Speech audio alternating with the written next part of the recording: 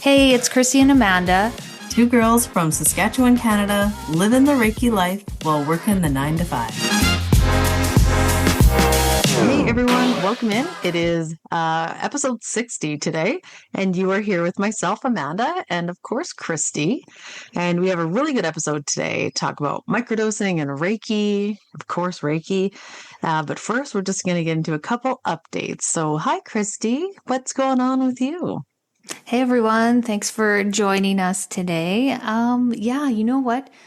Last time I talked to everybody, I was on my way to Prince Edward Island in Charlottetown having a little holiday.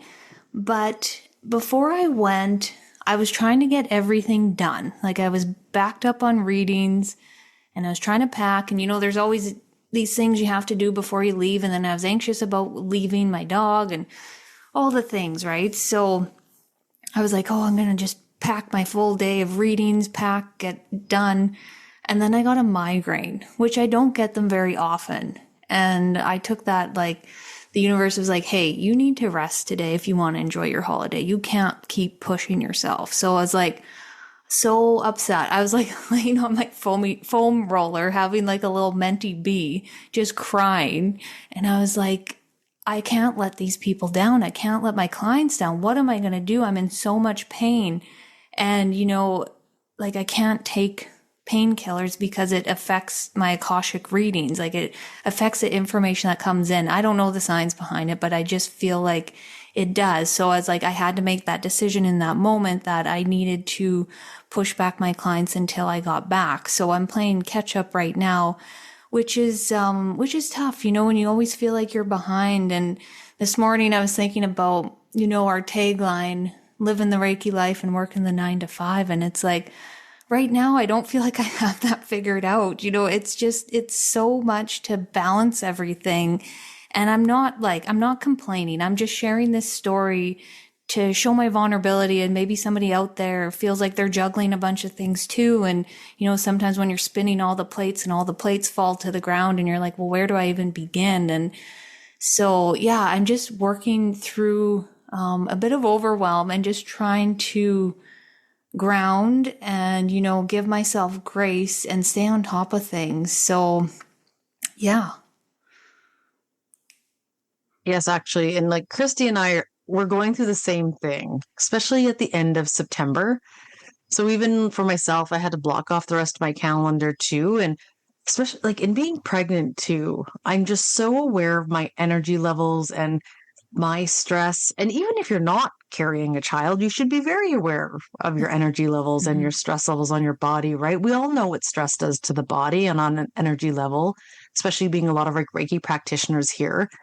And I always tell my students, like, it's so important that you're doing the work, taking care of yourself first and foremost. Because, you go into someone's house to receive a session, you go in there and like things feel like chaos. Like maybe they're obviously not doing well. And then you're going into that vibe and you're like, can you do this today? Like, so it's like, it's so important to just have that self-awareness and being like, hey, it's time for me to take a step back. And so I can give my clients my best self. Like coming at someone with a glass half empty is not what we want to do.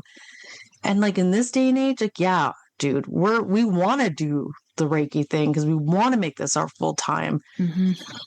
But realistically, it's like we still have the job right now. And that it can be a lot at times, right? We're working 2 full-time jobs. And I know that's what you got to do when you want to get something off the ground, but we can get tired too. And if you're in that same boat, like we totally see you. Yeah. We're right there with you. It might seem like her and I just have this whole schedule figured out, but no, we get burned out too. Yep. And we definitely make sure to take the time off that we need. Like, okay, I'm closing down this night. I'm not going to work even though I normally do. And just like more than those if you need. Take off a few weekends and just come back to yourself. So both of us actually have been trying to find a good balance within ourselves to keep that around. And especially coming winter, right? Like that's when we really notice. Like summer is a really easier time to kind of thrive. The days are longer. the sun's out, you feel better. But winter comes, it's like, okay, we got to do that preventative work before winter comes and sucks us dry in that midwinter month. So that's where we're at. Yeah. Yeah. It's so important. And that message always comes through in the Akashic records is like filling that cup up. There was this one cup that the spirit guides showed me, and it was like a cup that was a desert, and there was like tumbleweeds going through the desert. And I was just like, oh, okay, that's like my cup right now. And when you're that low, it's like you're no good for no one. It's like you need to take that rest. And if you don't rest, the universe will make you rest in one shape or form. Like whether you might get sick, you might break a bone. Like there's something that is like, I'm not saying that to freak anyone out, but the universe will stop you in your tracks if you do not listen to yourself. And that's what happened to me. But on the other end of it, I just want to say I did have a lovely holiday. It was like one of the best holidays I've ever had. And, shout out to Charlottetown and Moncton, New Brunswick. Like the hospitality and the people there were just so amazing. We just had so much fun, ate so much seafood, and had margaritas every day. It was so great and just filled my soul right up. So it was what I needed for that time. But yeah. And another thing too, when I know like that I need to check my stuff, it's so like I stayed with my brother-in-law over the weekend. My couple girlfriends and I went up for a trip, and he told something really funny. And then it was funny to the point where I was crying, right? But I was like crying because I was laughing so hard. And then crying because I was laughing so hard turned into me like full on fucking crying. Oh my God. Have you ever had this?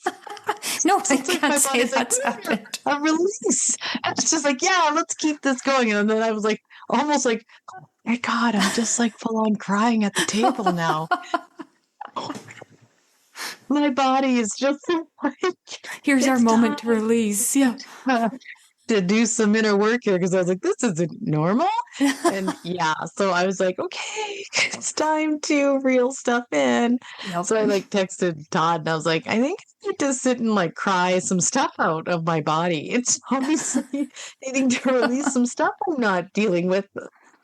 And maybe it is also pregnancy as well. But yeah, so I'm doing my work too. Yeah.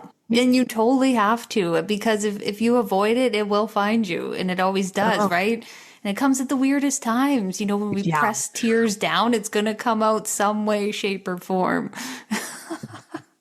Yeah, you're going to be crying at the kitchen table. Everyone's having a good time. Like, just a buzzkill. Sorry, guys. Yeah. Meant to be over Seriously. Here. I was trying to play it off. I don't know if anyone really noticed what was happening. Oh, maybe not. It was really weird. Yeah. Anyways. Yeah. Okay. So, quickly, I guess, before we get into the episode. Okay, so we have astrology here. We got a new moon in Libra on October 21st, still coming up. So again, all about fresh beginnings and relationships. So Libra is that air sign, and it's that balance card in the tarot deck. And Libra really governs like relationships and justice, right? Those weigh scales that she's holding. And like the new moon can be obviously about planting seeds and just like finding harmony and balance with your relationships, and maybe even starting new ones. So just to keep that in the awareness. And it's really close to Halloween, right? So when the veil is really thin.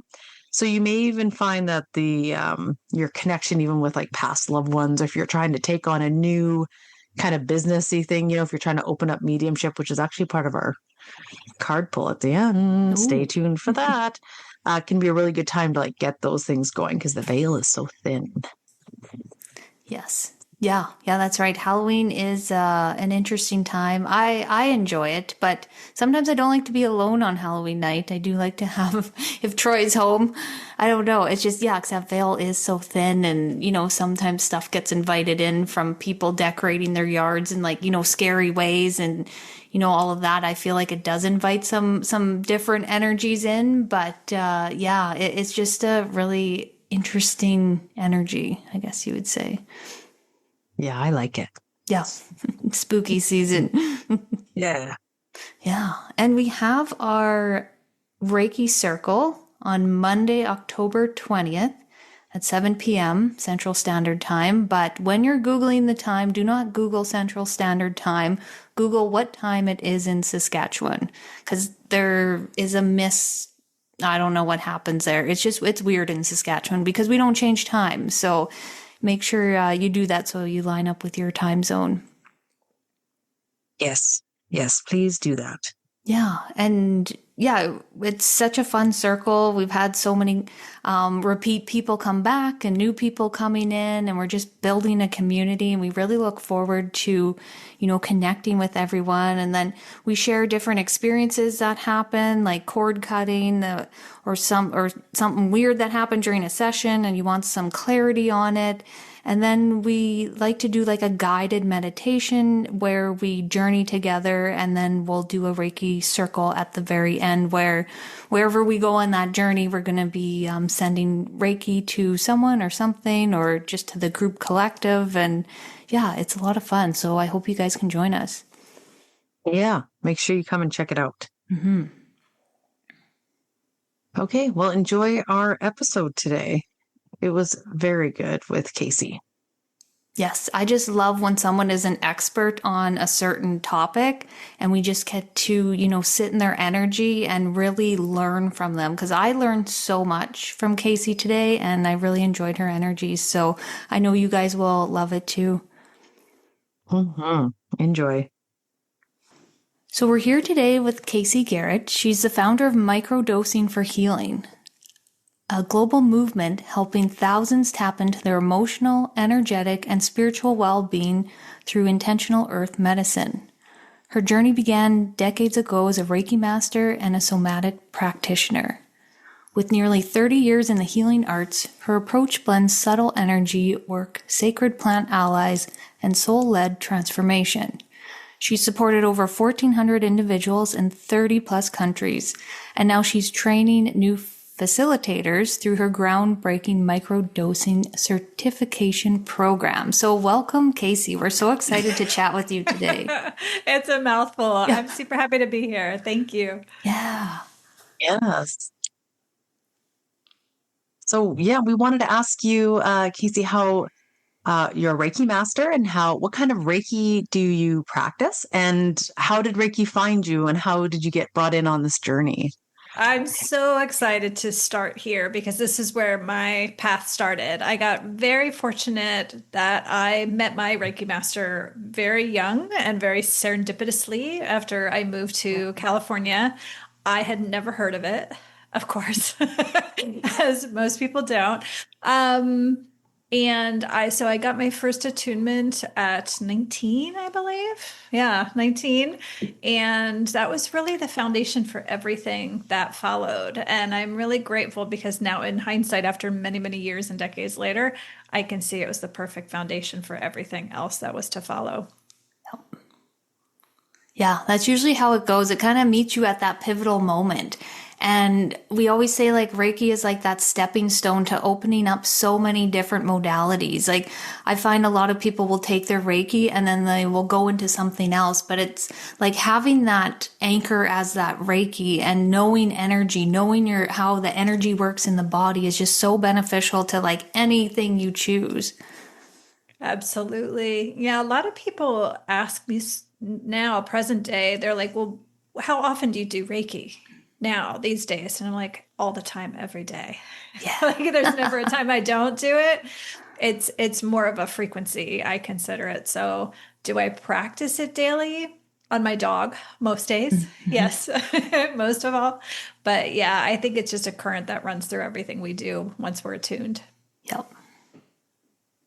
Absolutely. And it is that channeling that Reiki energy is something that it does get opened up through the attunement. And it is nice to incorporate it into everything you do, because you can use that when you are doing other modalities. And I know that you're practiced in a lot of other modalities like hypnotherapy, human design, right? So it really helps complement. And then, of course, getting into microdosing and helping people with their brain function and things like that as well. Absolutely. Mm-hmm. Mm-hmm.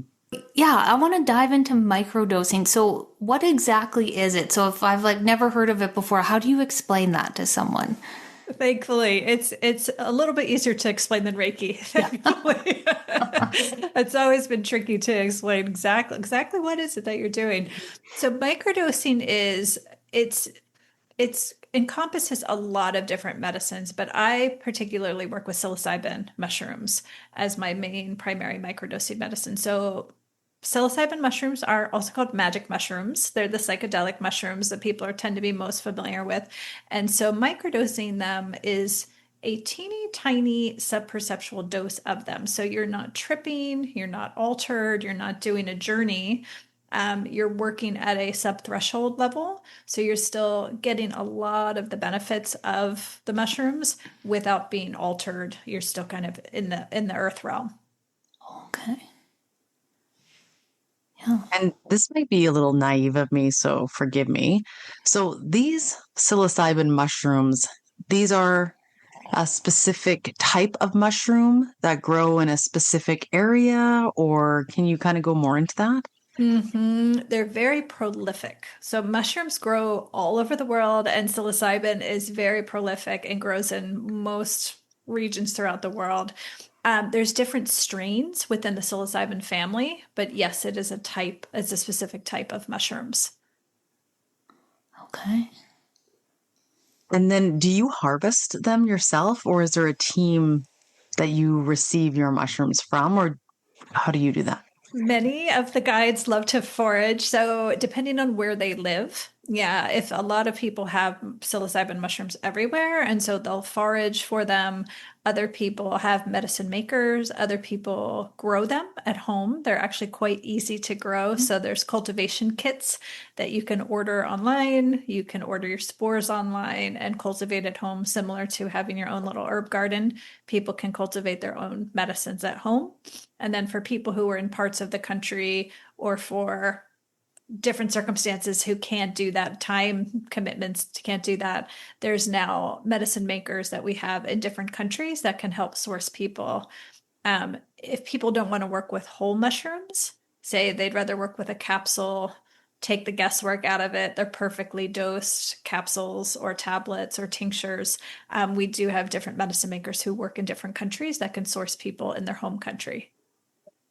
Okay. Oh, that's interesting. I was just going to ask you if you could make it into a tincture because I'm always drawn to tinctures. I always, and any herbal remedy. Yeah.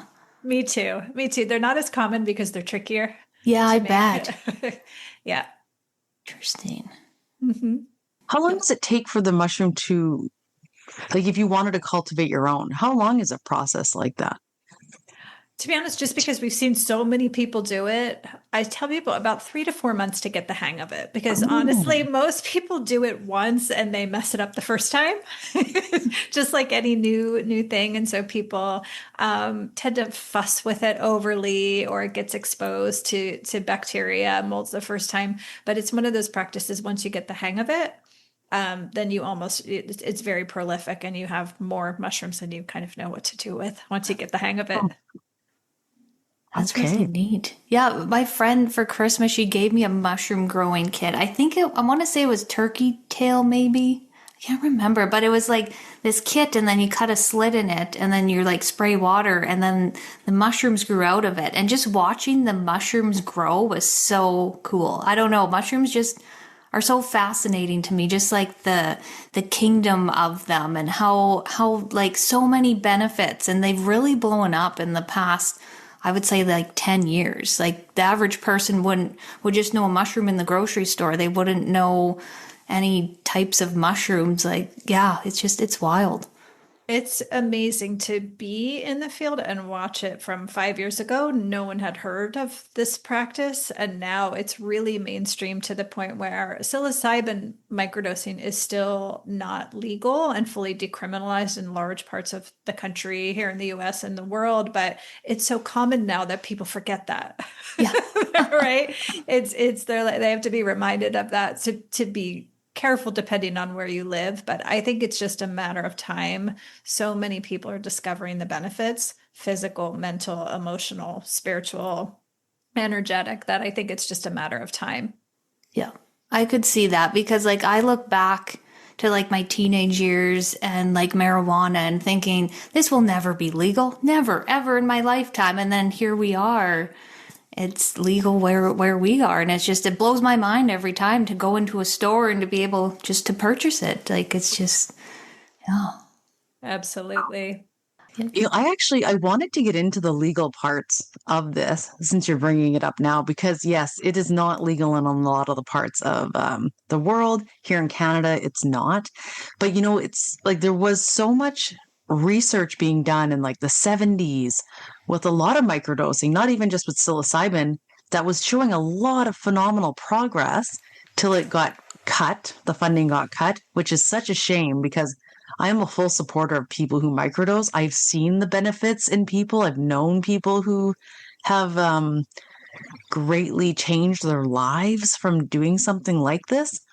And I really hope now that with more studies coming out and people just being a little bit open-minded, I know that there are like psychiatrists and stuff like that that'll monitor. It's very doctor monitored if people want to microdose, which maybe is probably a good thing.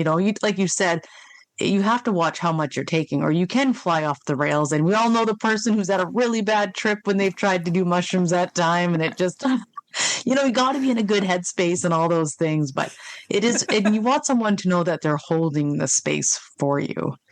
Yes, yes. I always tell people are like, are mushrooms dangerous? Like, are they dangerous? And I'm like, no, it's the humans that are dangerous. Like, it's never the mushrooms that are the issue. It's just human being human, right? Like, we can't stop at one of anything. And so it tends to be just our human like need for more or pushing it or abusing things. And so that tends to be the issue. But thankfully it's changing very rapidly. I mean, back in the 60s and 70s, it was unfortunately caught up in what was a political wedge issue at the time. And that's why in the US, at least, it was put on the Schedule 1 drug categorization, and it doesn't qualify for any of those things, being highly addictive, being highly dangerous, and it's none of those things. So it's kind of a mistake that it was ever lumped into a drug scheduling at all, unfortunately. And unfortunately, it's very hard to undo laws. Mm-hmm. It's easier to make laws than it is to undo laws. And so it's happening very slowly. And honestly, people in the underground are way ahead of everybody right now, ahead of the government, ahead of the research, ahead of the science. So I have a lot of clinicians and scientists in my community and world, and the science is still catching up to what a lot of like the underground and the public has been already experimenting with, because so many people who come to this practice, it's like the last thing. They've tried everything else. So for example, in my own life, I've always been in healing. I've done all the things, but I had a grand mal seizure disorder. So regardless of all of the lifestyle, all of the healing, I was still having seizures, and it was microdosing that healed my seizures. I started working with mushrooms. I stopped having seizures.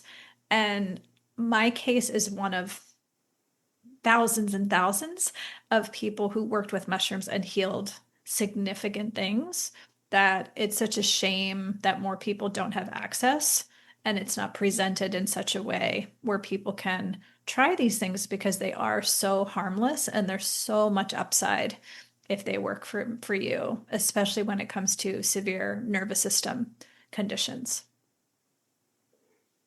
Yeah. So is that what drew you into working with the mushrooms? Was it the seizures? Were you at like, you tried everything and that was it? I wish I knew. I would have done it much sooner in life. Yeah. No, I mean, I was always, because I had a seizure disorder that I developed as a late teen.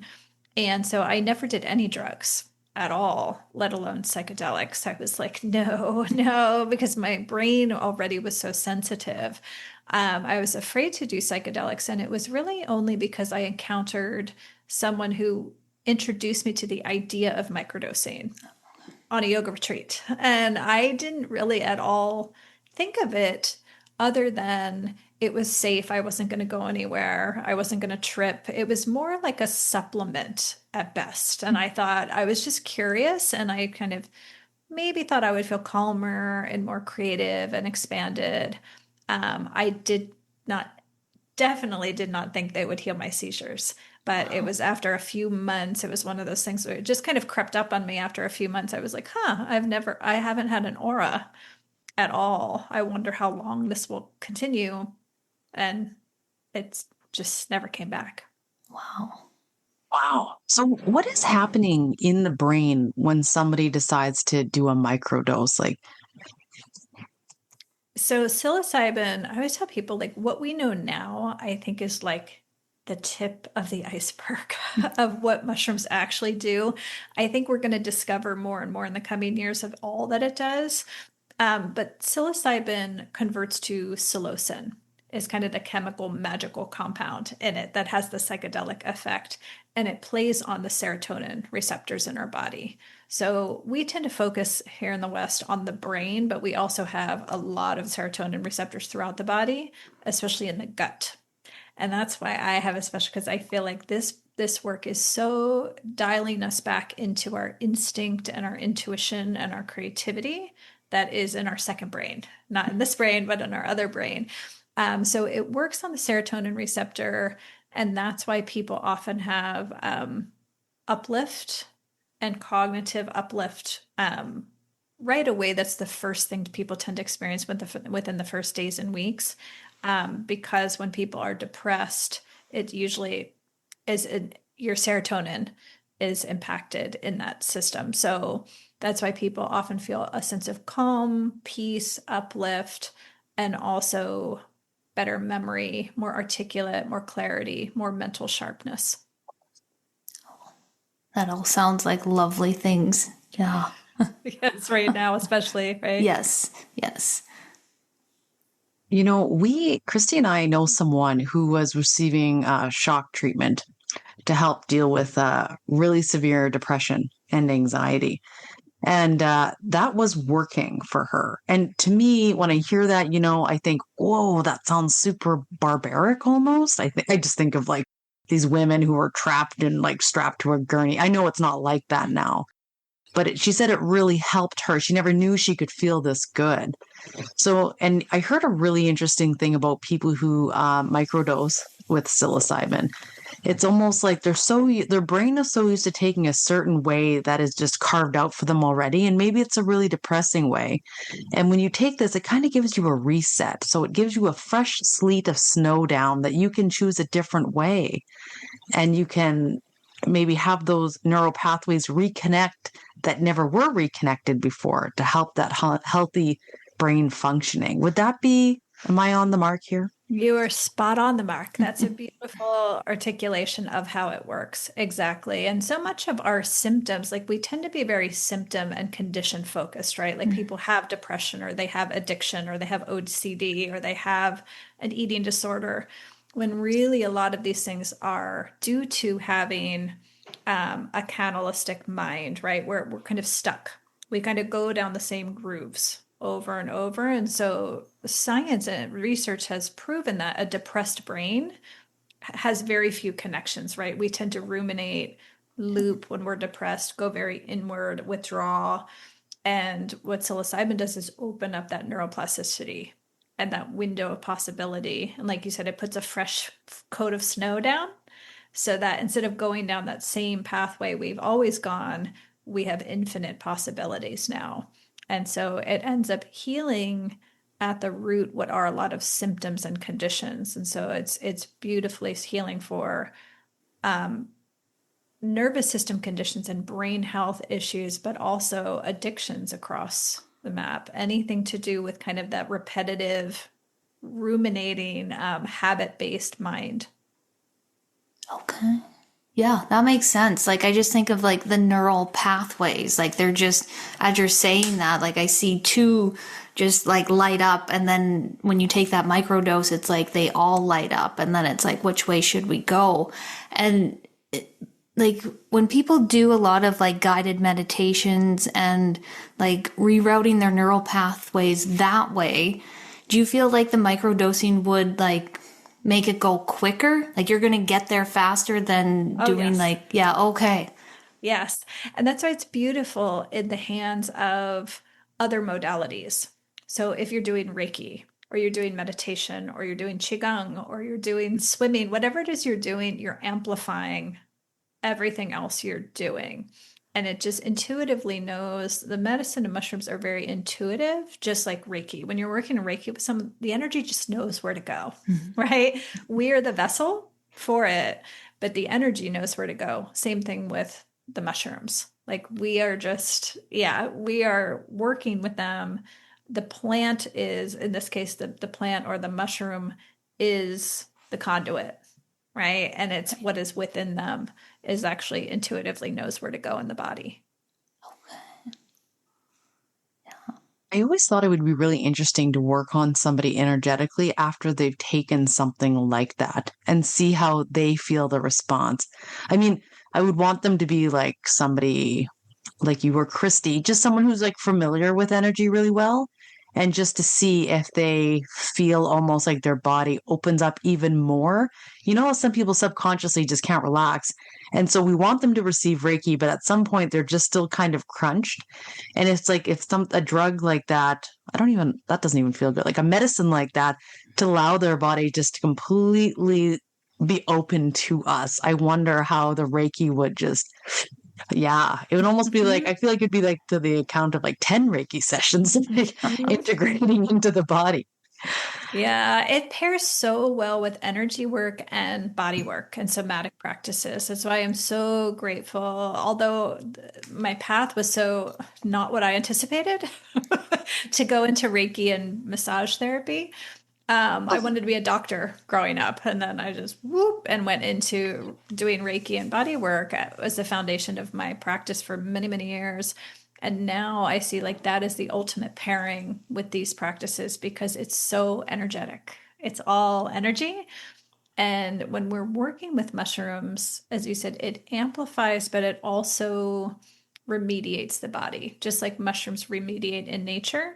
They clear out the old, the dead, and they make way for expansive new growth. And that's how they work on us at an energetic level. So people release a lot of fear and trauma.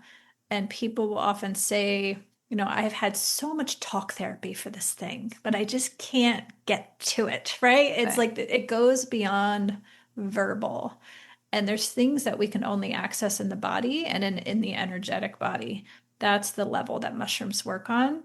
And so a lot of people, when you're working with mushrooms, you start to feel lighter and brighter and more radiant, and your energy and your frequency is lighter and brighter.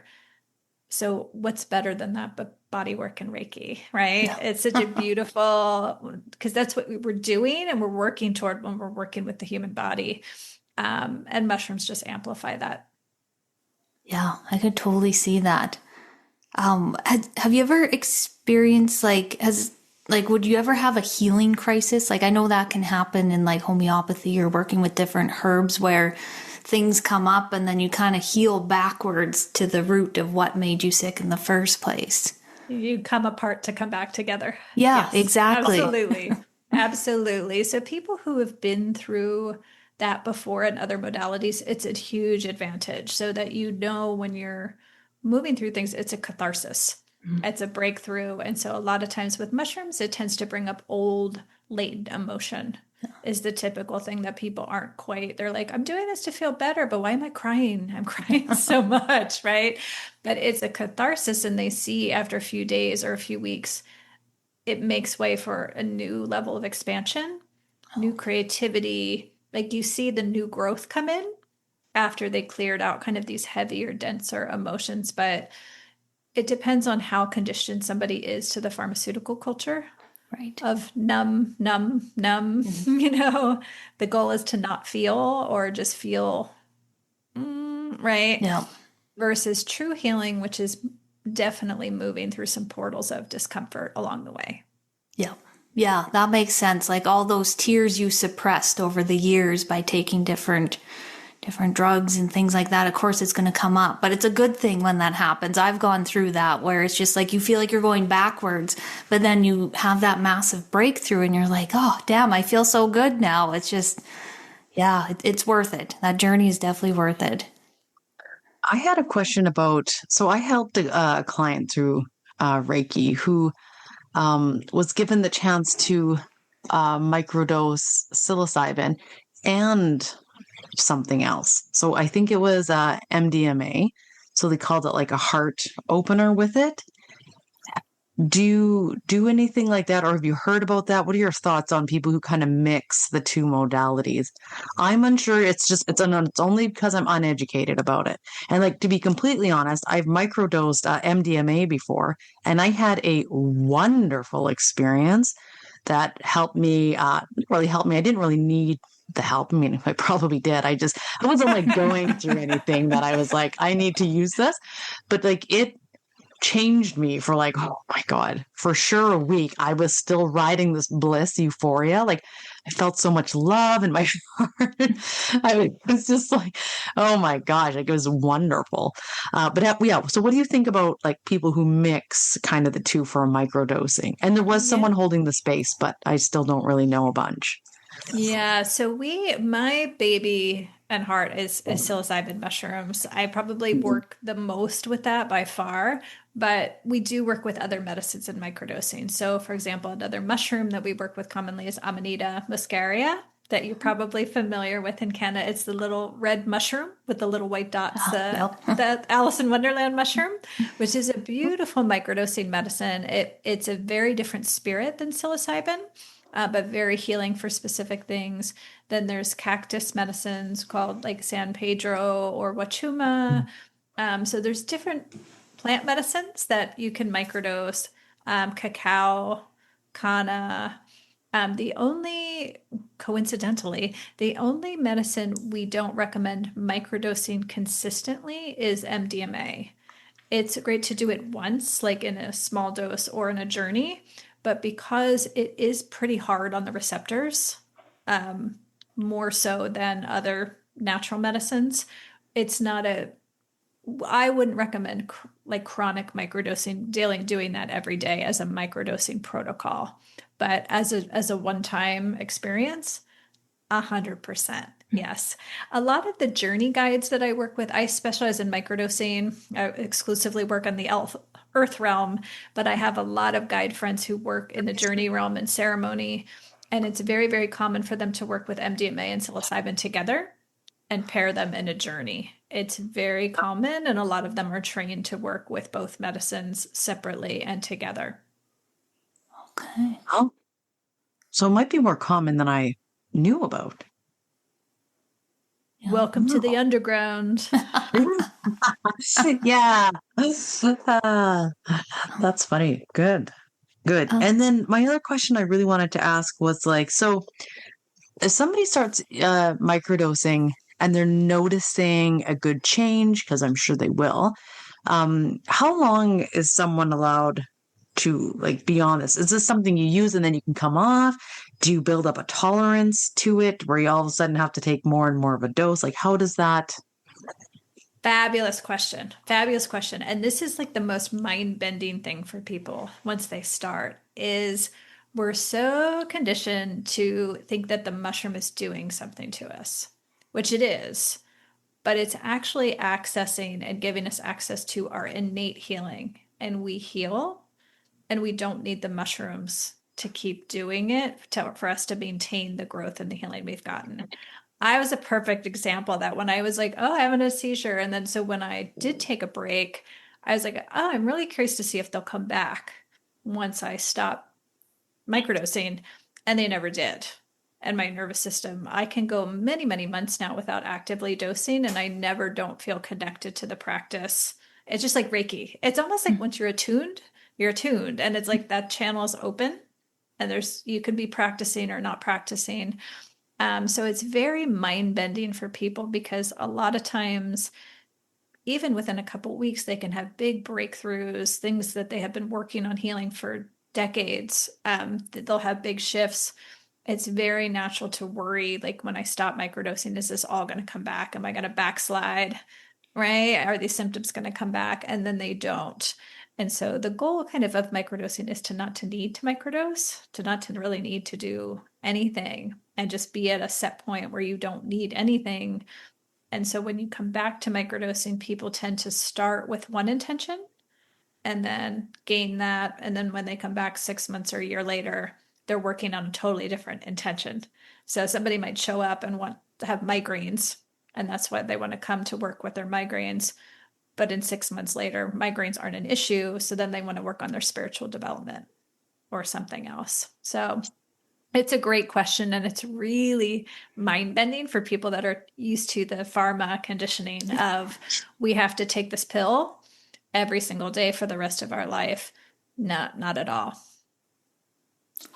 How long a stint would somebody be on the microdosing for at a time? And then be like, okay, it's been like a month, like we're good now, or So I have always worked in 6-week protocols with people. So we'll do 6 weeks. Sometimes people do 6 weeks, and we'll typically do it during a week, like 3, 4, or 5 days of active dosing, depending on the medicine, depending on what they're working on.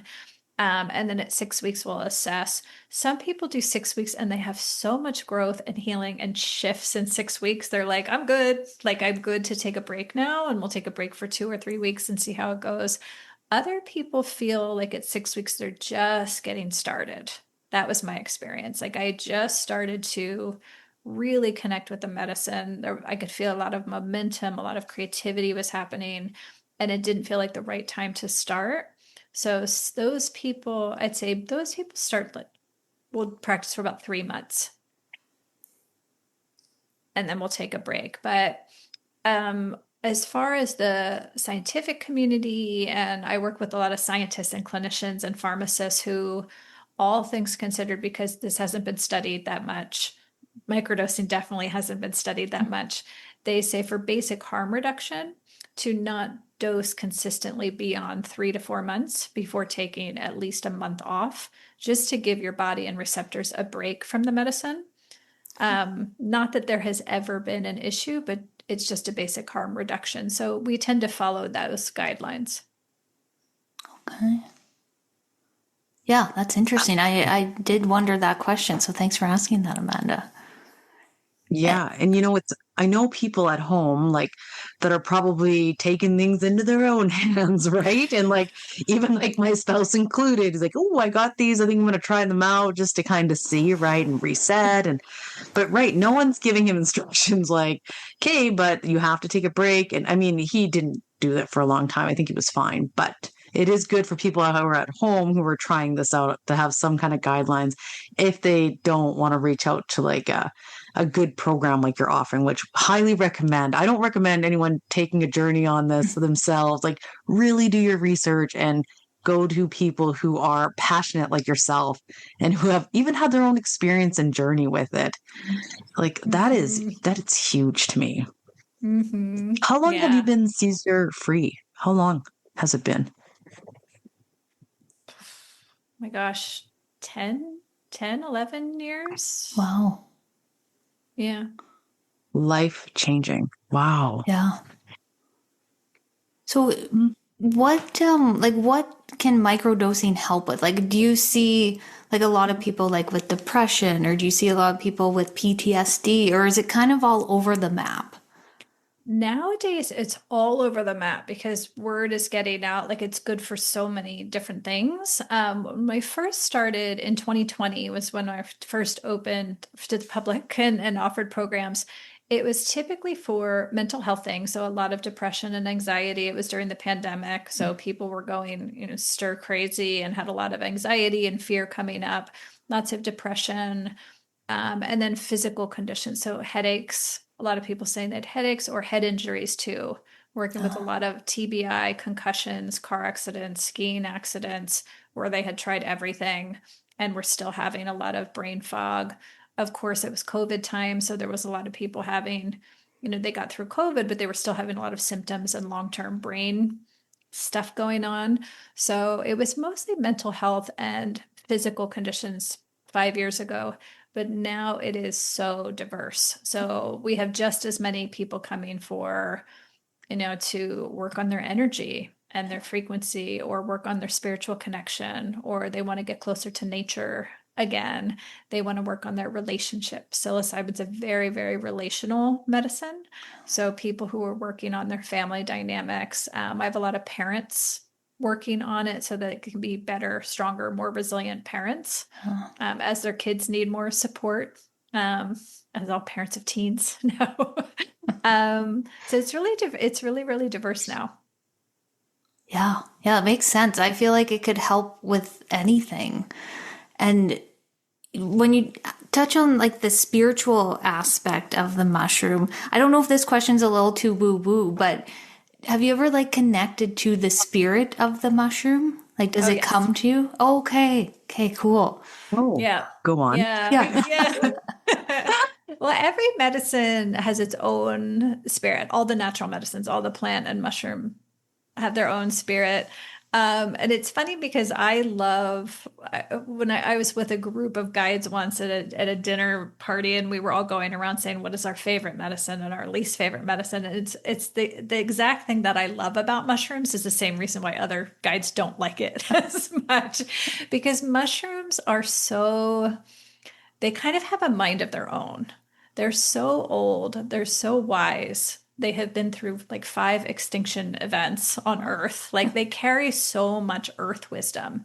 And so every week in my practice, I'm still amazed at the intelligence and the wisdom, the way it works on people, because it'll speak to someone and come through and work with someone in a way where I'm like, what is going on here? And then I'm like, okay, that was the fastest way to heal this thing, right? It was just not straightforward, which is very mushroomy. So mushrooms to me tend to be very loving, strong, um, honest.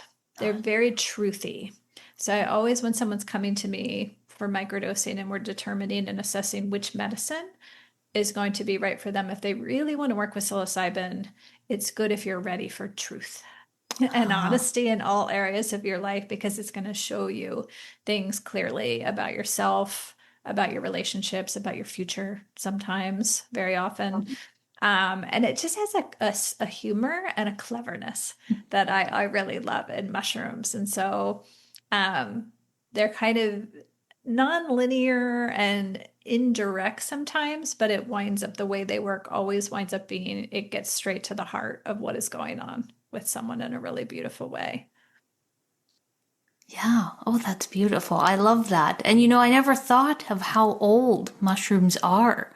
Like, no wonder it's such a wise soul and holds so much truth. And, like sitting here with you, I don't know, I feel like the energy of the mushroom. I don't know why. I feel something. I don't know what it is. Kind of like a fairy energy that comes through with that too, with the mushrooms. And I don't know why I feel like that. I don't know. I just am associating just like the oldness of them and then with the kind of mythical properties too. Do you know why they call it like fungi or fungus? I don't know. I mean, it's one of those words. A lot of times people call mushrooms plant medicine, which it's fine with me. I rarely separate them out, but we actually come from mushrooms. I mean, we come from fungi. And so that's how old they are. They are. So, yeah, it's astounding to like think of what they contain in their cellular bodies, the wisdom and intelligence over the course of history. Humans have only been around for a blip. Yeah. Yeah. Compared. Totally. Is there anyone who this isn't for? Like, Yes. So when people come in, I would say the biggest reason I press pause with someone is if someone is already in a highly emotional, raw state. So sometimes they hear about psilocybin and microdosing. They're like, I know this can help me. Um, my dog just passed away and I am in the deepest grief, or I'm in the middle of a divorce. And when people are already pinned kind of at their maximum emotionality, I usually work with them first on other lifestyle things, practices, do body work, do Reiki, do Qigong, kind of move your energy and move your grief, because your grief is so enormous right now that to amplify that to any extent is probably going to be too much. Like if someone's already at their max capacity, and I'll ask them, do you feel like you could be more emotional than you already are? And if they go, are you crazy? I'll go, we're going to wait to start dosing later. We can start working together now, but we'll actually start psilocybin in a few weeks or a few months as you move through your cycle. This is especially true if someone is working with a lot of grief. I've worked with a lot of people who've lost a spouse and a significant number of people who've lost children. And so sometimes that is such a process of grief that it might be a year before someone is ready to start working. But when they can, it's really healing and really beautiful medicine for grief and loss. So I'd say that, and also someone who is not ready to feel. Someone who's coming in thinking that mushrooms are going to be like an antidepressant and just put me in a happy place, right? And not feel uncomfortable or not feel emotion. If someone is used to, like you said, being distracted or numb, used alcohol, used work to hide from emotions, it's going to be pretty jarring to them to feel so much and feel life with such nuance for the first time. So not that it's not doable, but I would say that if someone represents that they're pretty uncomfortable with emotion and expressing emotion, that too, I would kind of slow down and take it very slow with someone like that.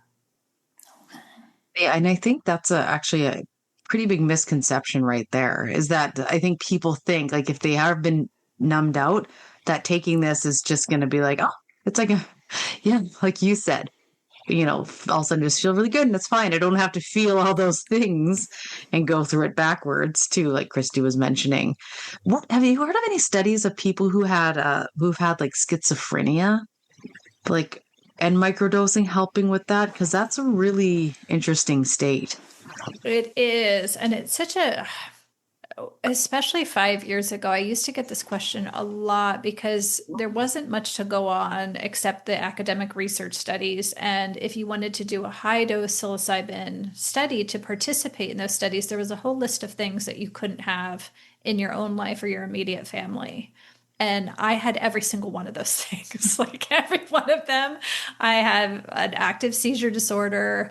I have first, removed family members who have schizophrenia, who have bipolar, all the things that were listed as you can't participate and use psilocybin if you have any of those things.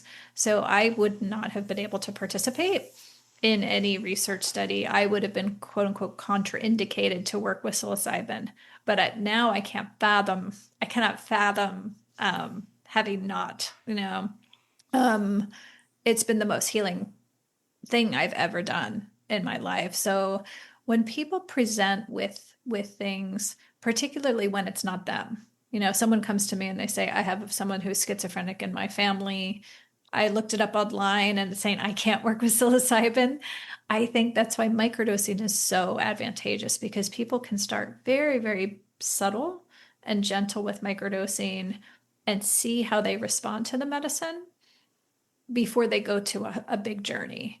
I think those cautions, people who have destabilized brains without psychedelics, it's unwise to go to a high dose experience right away, for sure.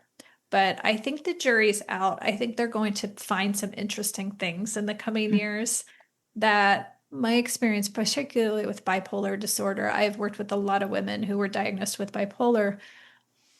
Over 90% of them had childhood sexual abuse. And they were just labeled a condition because no one could quite put a label on their trauma.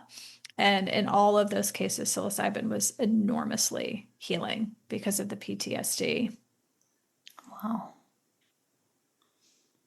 Yeah, it's usually something pretty traumatic that causes a disorder like that. So yeah, really interesting. I hope that there's more funding, especially for people who kind of have that psychosis and like schizophrenia, for them to do more studies on that. Because wouldn't that be amazing if that could just help things along? I worked with schizophrenia when I was in high school. When I had the opportunity to work in a ward. Long story. I probably should not have been there at 16.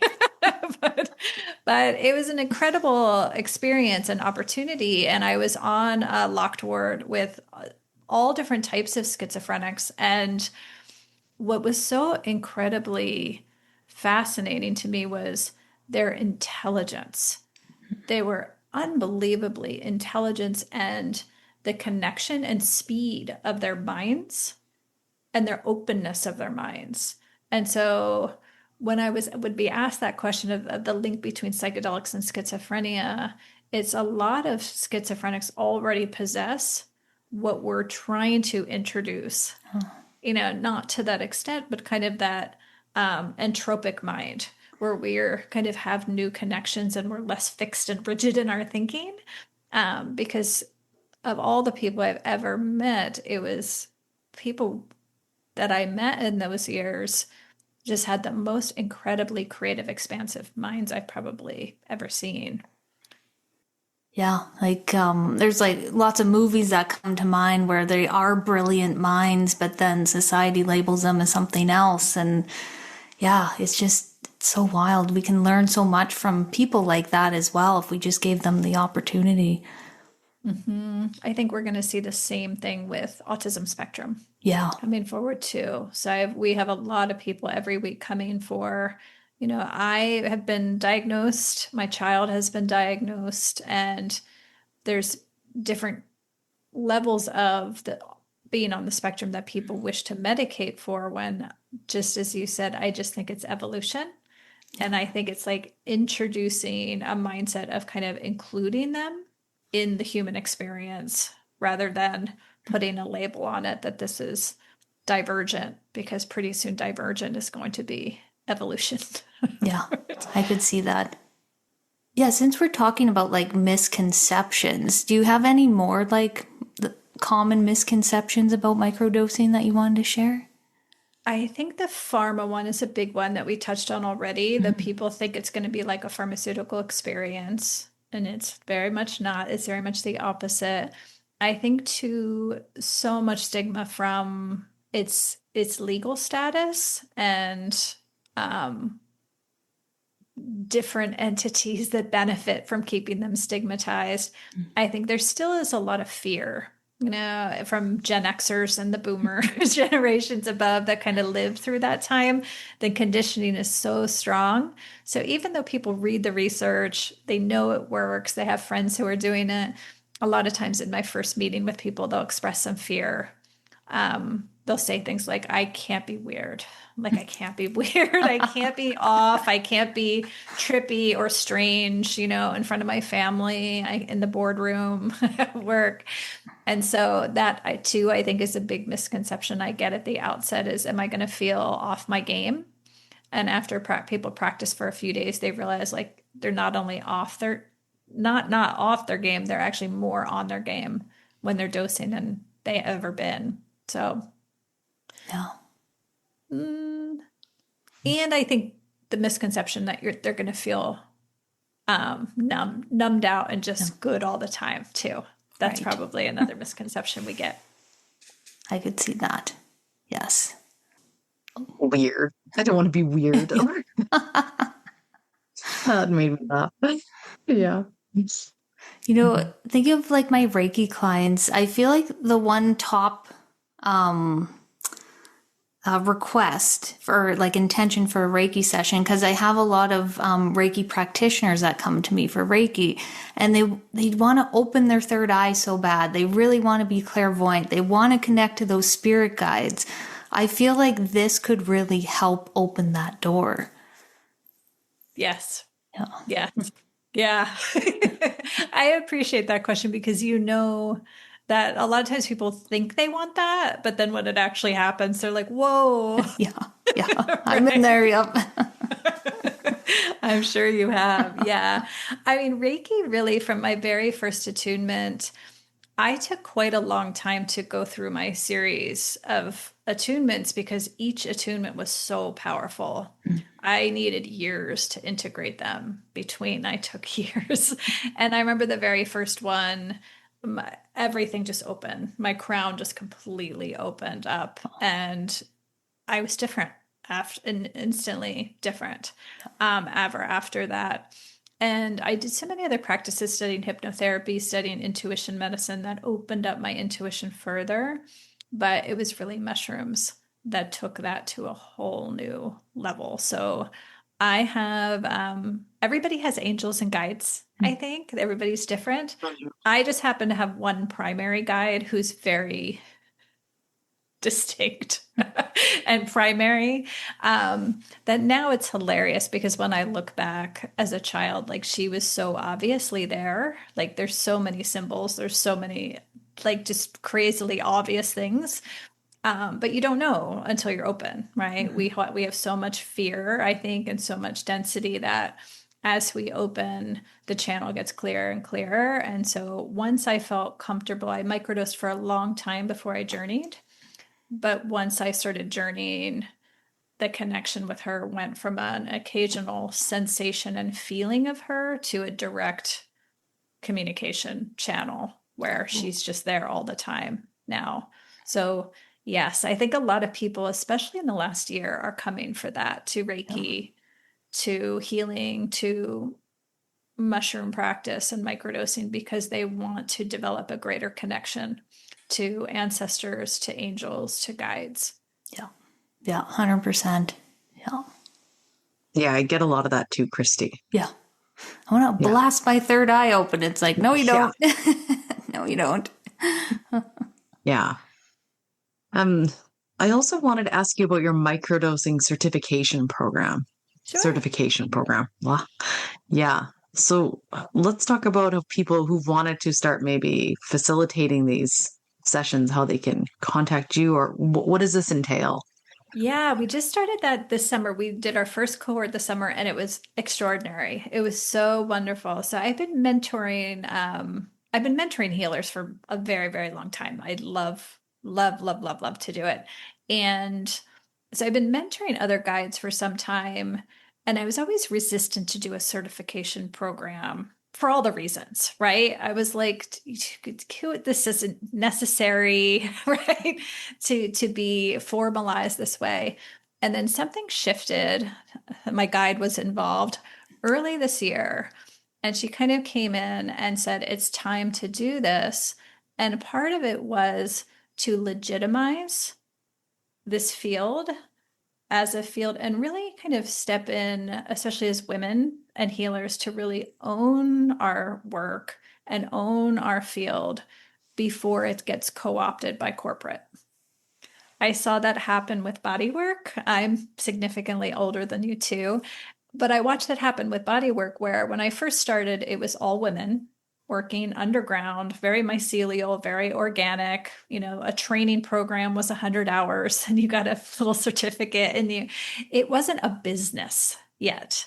And then I watched that field go from this very mycelial, organic, true, authentic craft and art to the bankers came in and the money came in and the corporate entities came in and they were in charge of the certifications then and what was taught in the massage schools. And they stripped out all of the meditation. They stripped out all of the spirituality, all of the contemplative practice, all of the soul. And they made it very clinically oriented, science oriented, anatomy oriented, and changed the whole landscape of what it meant to be a massage therapist and body worker. And I was like, we have an opportunity now for those of us who've been working in the space, who are so protective and dedicated to the work, to create our own training programs, to develop guides who bring all of that into the practice, right? So it's not just about the science, it's not just about the brain chemistry, right? There's so much more to these medicines. So that's what really inspired me to do it this year and right now. But it's a 12-week program, and we've had people from, I think, 7 different countries now take the first cohort. And it was wonderful. So it's helping people learn how to microdose, how to work with different earth medicines, psilocybin, of course, starring, but also to teach you how to be a guide and support other people.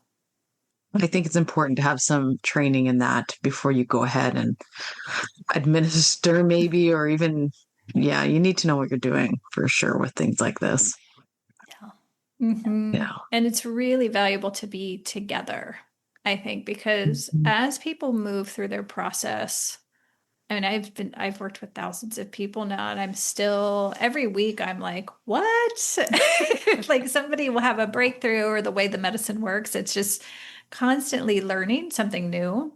And so it's really valuable to be together in the practice as guides, because as you're learning, it's much more like we used to learn in the style of apprenticeship and learning by doing and learning by mentorship. I mean, you can learn some from a book, but only some, right? It really takes experience and working with people real time and getting practice and practice and practice and really building a body of work. And that's what we're kind of sharing in the training, is guiding guides who have been doing this work for many years, guiding others.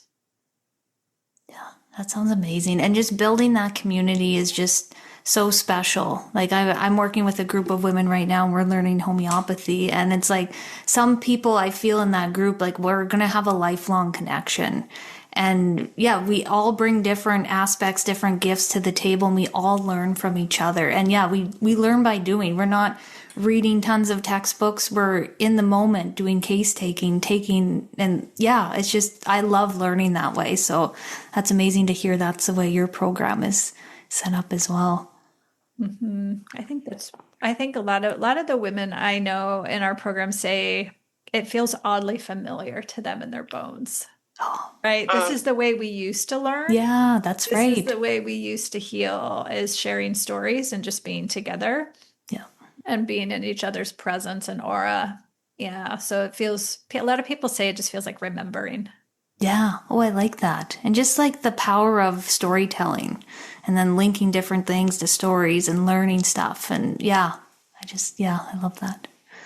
That was amazing. I learned so much from you. Thank you. I loved this conversation. Was there anything else? No. Yeah. No, you covered, you captured all of the typical questions that people ask the first time. Yeah, absolutely gathered all of them. But yeah, I love working with beginners. I love working with people who are very careful. I love people who are cautious and kind of learn all the things before they dive in. So I resonate with folks like that. So we have our training program, but we also have a global community that's a great way to just dip in. It's month to month. It's really accessible. And it's a great place if you're just curious, but a little intimidated. You have no idea where to start. You can just come in and check it out and meet people from all over the world, listen to people's stories. There's always people that are starting out fresh and new. And then there's other people that have been practicing for 4 or 5 years there. And so it's a great way to just access and get really confident with familiarity, hearing from other people's stories. Great. And where can people find you if they want to reach out and learn more? Easy peasy. So Microdosing for Healing, we have all the things there. So there's lots of like free resources. I also have a podcast too. So that is a great thing too. If you're curious, you can just kick back and listen to that. There's a lot of content, and I interview a lot of other microdosing guides who have different approaches, work with different medicines too. So that's a good place to get some info too. Yeah. Yeah. Amazing. I love crushing podcasts rather than like reading about something. So yeah, that's amazing. You have that resource. Thank you so much. Yeah. Yes, thank you. And take care. And I'm sure we'll be in touch soon after my pregnancy is done. Yeah. Oh, lovely. I can only see you from the neck up. So congratulations. When are you due? When are you due? February. So I'm about halfway right now. So are you doing baby Reiki every night? Oh yeah, I love it. I love that. That's the best part about even giving Reiki, being pregnant. It's like I got that extra energy in my belly here. So yeah, it's really awesome. Oh, congratulations. Yeah. Thank you. All right. Yeah. Thanks, ladies. Yeah, thanks so much. Thank you. All right, so now it's time for our card poll, and Amanda's doing the honors this week, so let's see what's going on. Okay, so I have the 2 choices picked you today. So the first one is this blue lace agate. And my second choice is serpentine. which is this cool green marbly kind of a thing. So take a minute and pick which one you like. Okay, so we're going to start with the blue lace agate. So the overall theme of this card pick, the oracle card I picked out was higher power. And in this photo, it is a woman who has an open key lock over her third eye. She has these almost like angel wings in the background. Of course, we're going to post these pictures on Instagram if you want to have a look at this card. It's a really quite beautiful deck. So this one is all about tapping in and unlocking into your higher self and your higher purpose. And when I pulled some tarot cards with it, I got the Three of Pentacles, which is all about getting other people involved. So, sometimes we really want to access our higher self, right? And open up those third eye. Actually, Christy and I talk about this in the episode, how people are so eager to open up the third eye and be expanded into that consciousness. But sometimes we need to outsource this a bit just to help us. So funny this aligns with the episode. I'm just realizing this. Sometimes we need to outsource that or get help from another person. Maybe it's another Reiki practitioner, or maybe it's just even outsourcing a meditation or something like that to kind of help us tap into those higher selves. And then I got the Temperance card and the Six of Wands. So really kind of finding balance in that, being in that metaphysical and then being in reality.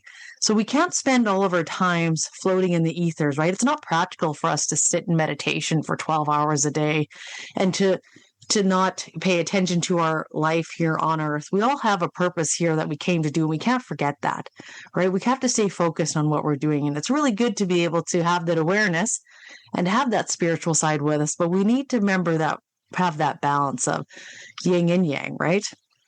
And then we got that Six of Wands, it's all about celebrating where we're at. And then I got the Four of Swords, which is all about rest. And then the Queen of Cups too. So the more that we can be in control of our own emotions, and the more that we can be in tune with our bodies and our feelings, and taking that rest when we need it, as Christina was saying in the beginning, that is actually when we can be in our best selves and when we can tune in and tap in to those higher frequencies, right? It's really hard for us to tune in to that higher vibratory level if we're running on empty. It's just not ideal. It's how are you supposed to raise your vibration so high and tap in when you have nothing left because you're exhausted and you're wiped? So if you're really trying to open up or expand your awareness, and I'm one of those people, you guys, this is me. I need to make sure I'm taking care of myself. I need to make sure my energy is good, that I'm rested, and I'm eating well and crying when I need to cry. And I'm doing all those things because that is going to put me in a really good state and a good flow, and I'm going to feel really good, and I'll be able to open my awareness and connect into spirit a lot better than if I was in the dumps and not taking care of myself, right? So that's your message. And you can do it. If you're hearing this and you're wanting to do it, you can. So just try those things first. And that may take a little while to regulate that system, regulate your nervous system, but give that a whirl if you feel like it's not working yet. Try some self-care first. Okay. And then if you picked Serpentine, the message I got here, so the oracle card was imagine. So it's this lady, she's it almost looks like a dreamy. There's little clouds and there's the moon, and the moon is like this balloon. And this one is about when you are thinking about life and you were thinking about, okay, if I could have anything I wanted, what do I want? If I could shape my life in any way, how would things work for me? And it's saying here, don't play small. Don't play it safe. Don't think of what's realistic. No. And also, you don't draw on things from the past. So one of the cards that I got right away was the Six of Cups, and it's in the reverse. So it's a very nostalgic card, but it's in the reverse. So it's you might be thinking, well, that's never worked before. And well, before when I did this, that didn't go as I planned. Don't think like that, because whatever you're thinking about is what's going to expand. And you don't want to be trapping your mind into what happened 5 years ago, because that's not serving you. So I want you to think about it in a really positive way. If everything worked out for me and I could have everything and it was easy, what do I want, really? And when I pulled other cards for this, I got a lot of pentacles. So I got the 9 of Pentacles, 10 of Pentacles, and the King of Pentacles. So it's like, this is all about business and finance. So if you're trying to grow a business, try to send your focus on like, hey, if everything could be ideal, if I woke up in the morning and I could plan my day as I wanted to, what would that look like? How would I feel? What would I drink in the morning? How would I go about the rest of my day? And two, if you have a spouse that is also doing this, they could also might anchor you in here. So I got this King of Pentacles, and the spouse looks like they just feel really chill. Like this guy has this really nice long beard, gray, and he's smiling with this wolf in the card. And he just looks like, you know what? I don't stress about things. I just know things are going to work out. I feel really confident. And I just allow things to happen with me and for me instead of like things are happening to me. It's just like all about that good mindset. So get into that good vibration of what would make me the happiest. If I could have everything, why can't I? Right? Why does something need to give? And then two, also what came out is this Ace of Wands. So that is about like this beautiful new creative energy. So have fun with it. It's supposed to be fun. Life is supposed to be fun, and it is supposed to be easy. So just allow yourself to really hold that vibration. This isn't a one-time thing. I hate to say this. It's not like you think about it once and you let it go. No, you think about it and then you hold on to it, and you think about it every night. You wake up and you think about how great things are going and how it's going to be, and you hold that thought throughout the day. I know Bob Proctor likes to like put a card in his pocket of his goal, and like every time he puts his hand in his pocket, he touches that card and it reminds him like, yeah, we're doing it and it's great. And I really love that idea if that's your jam. But yeah, so if you're thinking about stuff and you're imagining how you want your things to change, get out of the past. It doesn't matter what happened 5 years ago. Where are you going? And keep that vision and let it be fun and let it be beautiful. Oh, I love both of those messages. That was amazing. I know when you get going, it's like, oh, I need to take a breath. It just comes through so fast. I love it. Yeah, that was good. And that message really played into the episode today, which I thought. And it's funny because like we're recording this intro and outro after, like we recorded the episode a couple days ago, so that wasn't fresh in my awareness. No, doing this card reading. And what we shared in the intro is in the card reading. Yeah, it all just tied so nicely together. And yeah, I needed to hear that. You can't expand your awareness if you don't have your cup filled up. Like, don't even bother.